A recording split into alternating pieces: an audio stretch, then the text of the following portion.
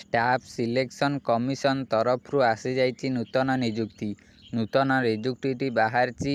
ଏଇ ଯେଉଁ ପୋଷ୍ଟଟି ରହିଛି ଏଇଟା ହେଉଛି ଟ୍ରାନ୍ସଲେଟର ପୋଷ୍ଟ। କ'ଣ ଏହା ବିଷୟରେ ଏବେ ଚାଲନ୍ତୁ ଡିଟେଲ୍ସରେ ଜାଣିବା। ଆପ୍ଲିକେସନ୍ ଷ୍ଟାର୍ଟ ଡେଟ୍ ରହିଛି 2/8/2024। ଶେଷ ତାରିଖ ରହିଛି 25/8/2024। ଏଥିରେ ଲାଷ୍ଟ ପେମେଣ୍ଟ ଡେଟ୍ ରହିଛି 28/8/2024। କନଫର୍ମ କରେକ୍ସନ୍ ଡେଟ୍ ରହିଛି 4/9ରୁ 5/9 ଭିତରେ। ଆପଣଙ୍କର ଯଦି କିଛି ମିଷ୍ଟେକ୍ ରହିଯାଇଛି, ଭୁଲ ରହିଯାଇଛି, ତେବେ ଆପଣମାନେ 4/9ରୁ 5/9 ଭିତରେ ଏହାକୁ ଠିକ୍ କରିପାରିବେ, କରେକ୍ସନ୍ କରିପାରିବେ। ପୋଷ୍ଟ ନେମ୍ ଦେଖନ୍ତୁ, ଜୁନିୟର ଟ୍ରାନ୍ସଲେଟର ଓ ସିନିୟର ଟ୍ରାନ୍ସଲେଟର ଦୁଇଟି ପୋଷ୍ଟ ଆଭେଲେବୁଲ୍ ରହିଛି। ଏଜ୍ ଲିମିଟ୍ ଏଥିରେ ରହିଛି 18ରୁ 30। 18ରୁ 30 ଯେକୌଣସି ବ୍ୟକ୍ତି ଏଥିରେ ଆବେଦନ କରିପାରିବେ। 18ରୁ 30 ଭିତରେ ଯେଉଁ ବ୍ୟକ୍ତି ସେମାନେ ଏଥିରେ ଆବେଦନ କରିପାରିବେ। ଦେଖନ୍ତୁ ଏଜ୍ ରିଲାକ୍ସେସନ୍ କ'ଣ ରହିଛି। ଏଜ୍ ରିଲାକ୍ସେସନ୍ SC/STଙ୍କ ପାଇଁ 5 ବର୍ଷ, OBCଙ୍କ ପାଇଁ 3 ବର୍ଷ, PWD ଅନରିଜର୍ଭ ଯେଉଁମାନେ ସେମାନଙ୍କ ପାଇଁ 10 ବର୍ଷ, PWD OBC ଯେଉଁମାନେ ତାଙ୍କ ପାଇଁ 13 ବର୍ଷ ଓ PWD SC/ST ଯେଉଁମାନେ ତାଙ୍କ ପାଇଁ 15 ବର୍ଷ। ଏହାପରେ ଦେଖନ୍ତୁ ଏଜୁକେସନ୍ କ୍ୱାଲିଫିକେସନ୍ ଏଠି ଦେଇଛି। ଆପଣମାନେ ଏହାକୁ ପଢ଼ି ନେବେ।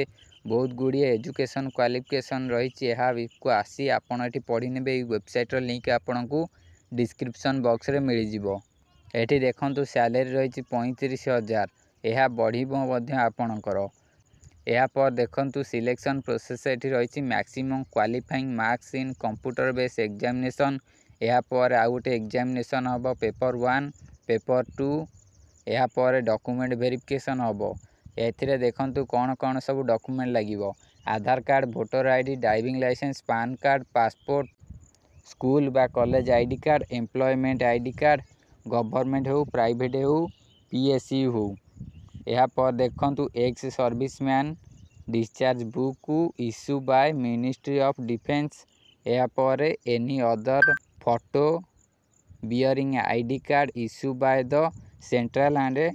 ସେଣ୍ଟ୍ରାଲ ବା ଷ୍ଟେଟ୍ ଗଭର୍ଣ୍ଣମେଣ୍ଟ। ଏଥିରେ ଦେଖନ୍ତୁ ତଳେ ଆପ୍ଲାଏ ଲିଙ୍କ୍ର ରହିଛି। ଅଫିସିଆଲ୍ ନୋଟିସ୍ର ଲିଙ୍କ୍ ମଧ୍ୟ ଦେଇଛି। ଆପଣ ଅଫିସିଆଲ୍ ନୋଟିସ୍ ଅପସନ୍ ଉପରେ କ୍ଲିକ୍ କରି ଅଫିସିଆଲ୍ ନୋଟିସ୍ଟିକୁ ମଧ୍ୟ ଚେକ୍ କରି ନେଇପାରିବେ। ଦେଖନ୍ତୁ ଆପଣଙ୍କ ସାମ୍ନାରେ ଅଫିସିଆଲ୍ ନୋଟିସ୍ଟି ଆସିଯିବ ଏଇଭଳି ମାଧ୍ୟମରେ।